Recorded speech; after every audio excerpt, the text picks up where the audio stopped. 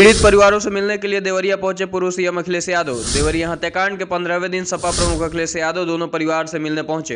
अखिलेश के सत्यप्रकाश दुबे के घर पहुंचने से पहले बेटे देवेश ने डीएम को लेटर सौंप कर अखिलेश से मिलने से इनकार कर दिया था। बावजूद इसके अखिलेश ने सत्यप्रकाश दुबे के घर पहुंचकर श्रद्धांजलि अर्पित की। घर के अंदर जाकर उस जगह को देखा जहाँ 5 लोगों की हत्या कर दी गई थी। बाहर लगी मृतकों की तस्वीरों के सामने खड़े होकर उन्होंने श्रद्धांजलि अर्पित की। फिर वे प्रेम यादव के घर गए। इस दौरान अखिलेश यादव ने यूपी सरकार और देवरिया सदर विधायक सदामणि त्रिपाठी का बिना नाम लिए उन पर हमला बोला। दोनों परिवारों को न्याय दिए जाने की मांग की। सपा मुखिया अखिलेश यादव ने कहा कि जिस तरह सरकार और बीजेपी के लोग दुबे परिवार की मदद कर रहे हैं, उसी तरह अगर सरकार प्रेम यादव के परिवार की मदद नहीं करती है तो वे खुद करेंगे।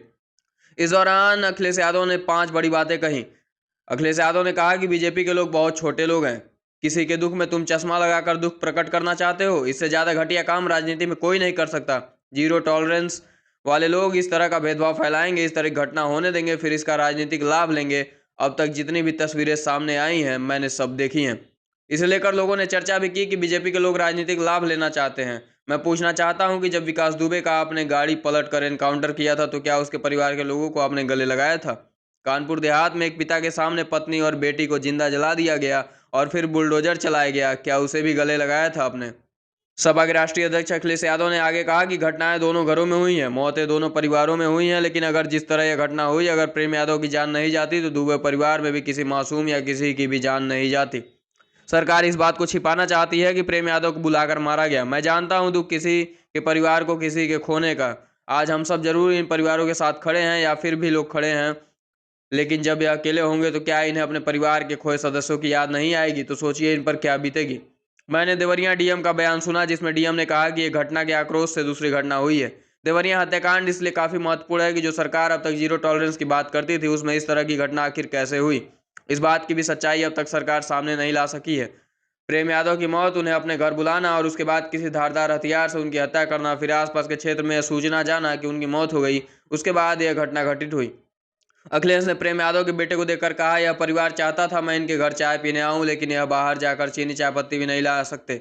इनके घर की गाड़ियां भी उठा ली गई हैं। यह किस बात की सुरक्षा है? सुरक्षा जान की होती है। अगर इन्हें कोई जरूरत है तो सुरक्षित होकर बाहर जाएं और सुरक्षित होकर वापस आएं।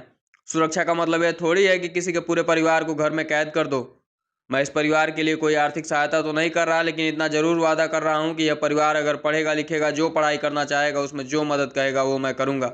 अगर दुबे परिवार भी मुझसे किसी तरह की मदद के लिए कहेगा तो उस परिवार की भी हम पूरी मदद करेंगे, लेकिन मैं सरकार से कहूंगा कि अगर सरकार मदद करती है तो दोनों परिवारों की मदद करें। इस दौरान अखिलेश ने लोकतंत्र में बुलडोजर की संस्कृति पर भी सवाल खड़ा किया। प्रेम यादव के घर पर बुलडोजर चलाने की तैयारी के सवाल पर अखिलेश यादव ने बताया कि बुलडोजर लोकतंत्र में संस्कृति नहीं हो सकती। नोटिस तो अधिकारियों ने चिपकाया है। अधिकारी तो सरकार के इशारे पर काम करने वाले लोग हैं। शासन, प्रशासन और न्याय के लिए देवरिया कांड एक बड़ी चुनौती है। बुलडोजर न्याय देने की भाषा नहीं हो सकती, क्योंकि बुलडोजर में दिमाग नहीं होता।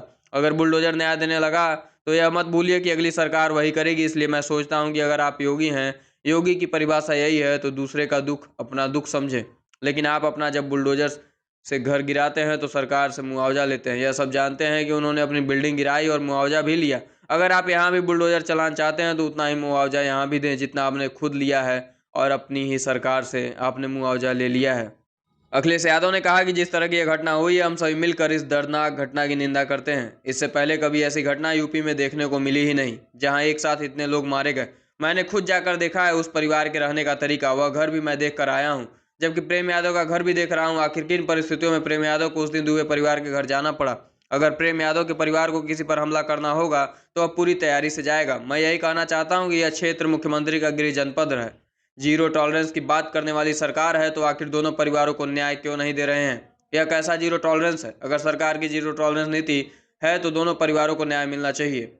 पूर्व सीएम अखिलेश यादव ने आगे कहा कि मैं तो दोनों परिवारों से मिलने आया था, क्योंकि मेरी और सभी समाजवादी लोगों की यह इच्छा थी कि दोनों परिवारों से मिला जाए और दोनों का दुख बांटा जाए। मैं दुबे परिवार के घर भी गया, श्रद्धांजलि भी दी, लेकिन अब उनके परिवार के लोग नहीं मिलना चाहते तो मैं क्या कर सकता हूँ? लेकिन उस बेटे की भावना ऐसी नहीं हो सकती। मैं जानता हूँ कुछ ऐसे नेता हैं जो उसे समझा रहे होंगे कि मत मिलना, तुम उनको नीचा दिखा दो, अपमानित कर दो, लेकिन हम दोनों परिवारों के दुख में शामिल होने आए हैं। मैं प्रेम यादव के परिवार से भी मिला। बीजेपी के लोग हम पर आरोप लगा रहे हैं कि प्रेम यादव गुंडा था, माफिया था, वह जमीन कब्जा करता था, उसे अपराधी भी कह रहे हैं, बुलडोजर की धमकी दे रहे हैं। लेकिन अगर प्रेम यादव पर एक भी मुकदमा हो तो मुझे दिखा दे। असल में प्रेम यादव की गलती सिर्फ इतनी थी कि वह समाजवादी था और यहाँ वो समाजवादी नीतियों का प्रचार कर रहा था, इसलिए उसकी मौत के बाद अब उसके परिवार को प्रताड़ित किया जा रहा है।